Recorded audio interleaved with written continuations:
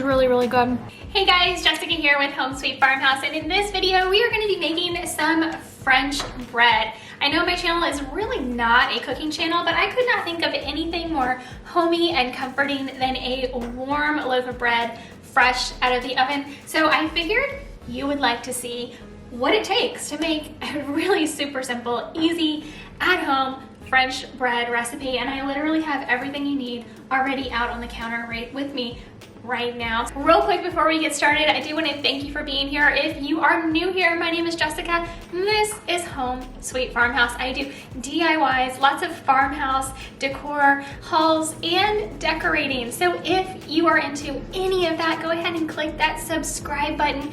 When you do, a bell will pop up. Click the bell, select all notifications. That way YouTube can notify you every single time I post a new video. Thank you again so much for being here. And if you do like this video, please don't forget to give it a thumbs up. So let's get right into making our French bread. So I may or may not remember to tell you the measurements in this video, but check the description and I will post the recipe. So the first thing we're gonna do is take our warm water. I'm starting with 2 cups of warm water in a small bowl, along with 1 tablespoon of active dry yeast and 2.5 teaspoons of just regular sugar. So now I'm going to just combine these ingredients gently, and I'm gonna let this sit for 5 minutes until it starts to foam. Okay, so now you can see that this is all foamed up. It's been 5 minutes. What we're gonna do next is take a large mixing bowl, and we are going to add 2 cups of flour. I'm using all-purpose flour because it's what I have on hand, and more than likely it's what you have on hand. Of course, there is a such thing as a bread flour, and a lot of people do prefer to use bread flour when making bread. I think it may come out just slightly better if you use a bread flour, but I've always used all-purpose flour, so that's what I'm sticking with, just because I have it on hand already. So I'm going to do 2 cups of flour.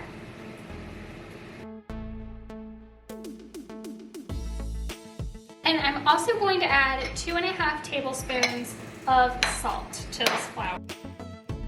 Now I am going to add in my yeast mixture to the large mixing bowl with flour and salt. My hand mixer came with bread kneading hooks. If you have a large stand mixer that came with a bread hook, you can use that, definitely. Or if you want to mix it up and then start kneading it by hand, you can do that as well. Kneading it by hand can take some time and energy and muscle. So I'm going to be using my hand mixer. All right, so as I get this mixed together, it's starting to come together, I'm going to start adding a 1/2 cup of flour at a time until I get to a total of about 5 to 6 cups of flour. What you're looking for is the dough to be smooth, but not sticky. So I'm adding 1/2 cup, so now I'm at 2.5 cups. I'm gonna get that mixed together.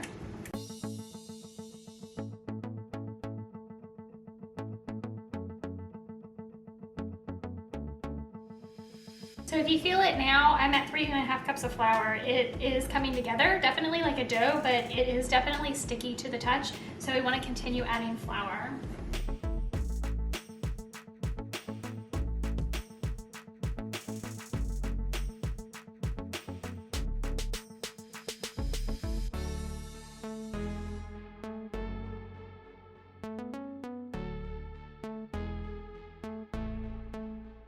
So the stickiness is starting to subside, but I am only at 4.5 cups. So I'm going to add 1 more 1/2 cup to get to 5 cups of flour.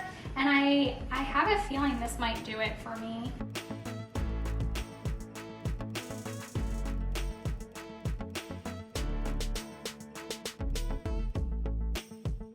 So it's actually not sticking to my bread hooks at all anymore. So I feel like the stickiness is pretty much gone. So we're gonna go ahead and move on to the next step. Okay, so I'm going to take my dough and kind of turn it into a ball. And then what I'm going to do is take 1 teaspoon of olive oil, and I'm gonna brush that over the top of my dough ball that's going to be sitting here. I'm gonna leave it sitting in my mixing bowl, and I'm going to let it sit for 15 minutes. Okay, so now that we have let this sit for 15 minutes, all I'm going to do is I took a piece of parchment paper down on my counter, and I took some flour and spread it out over the parchment paper. So we're just going to turn out our bread dough onto the parchment paper. And all we're going to do is divide this in half, and then we are going to take half of it, the first half, and we're going to roll it, second half, and we're going to roll it and place it on a baking sheet. So I'm going to grab my baking sheet, and then we're going to cut this in half and start. All right, so we're just going to cut our dough straight down the middle. Now we've got 2 pieces. So I'm just going to flatten out the first half, and don't be afraid to use your hands and really get in here and push it down with your fingers, because you know we're still releasing the gluten in the bread, which is what makes it so delicious to begin with. So go ahead and do that, and then all we're gonna do, once we get it kind of flattened out a little bit, we're just gonna roll it up onto itself till we get like a little cylindrical type. It looks kind of like a loaf. And then we're gonna pinch the edges together, the ends right here. We're gonna pinch those together.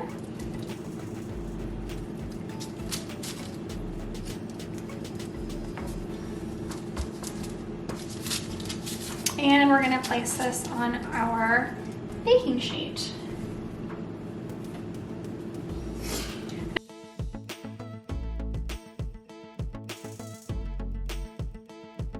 And I'm hoping to get this bread ready in time for dinner.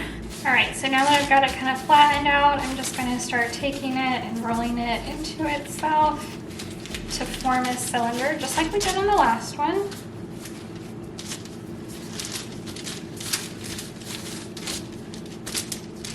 And then I'm just gonna take the ends and pinch them together.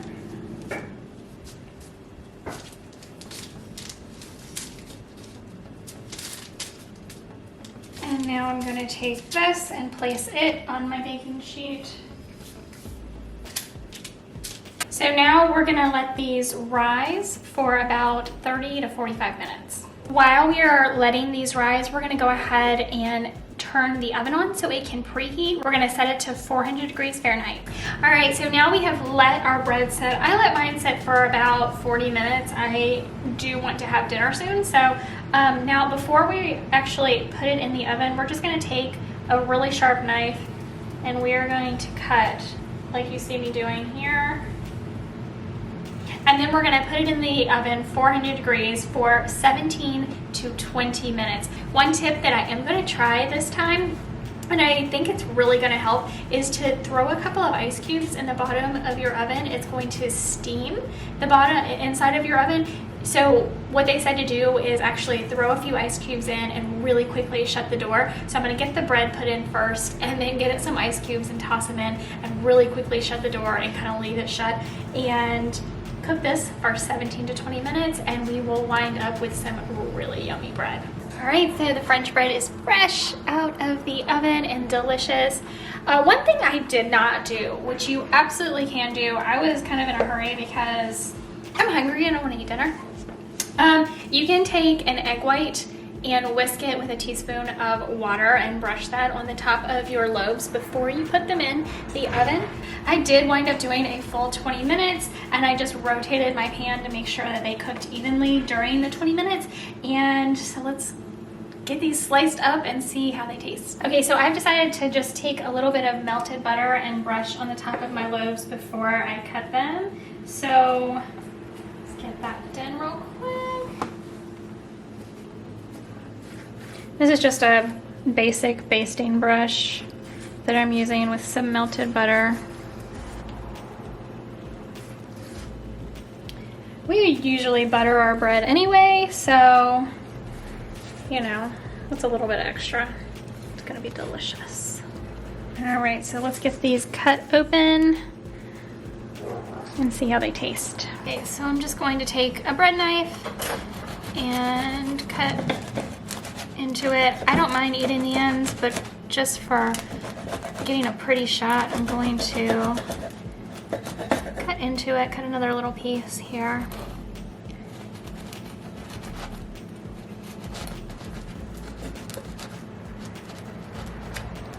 It's really hot and it's burning my fingers. Okay. All right, so I'm just gonna take a little bit of soft butter. Ready?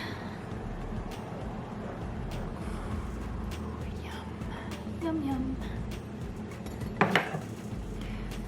All right.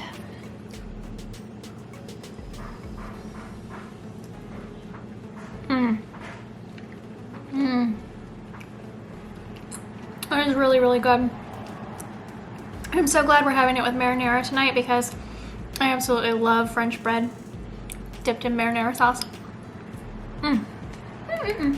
So we are having lasagna tonight, so I do have some marinara here. My husband makes homemade from scratch marinara. It is delicious. So I'm just gonna dip my bread in because that is my favorite thing to do.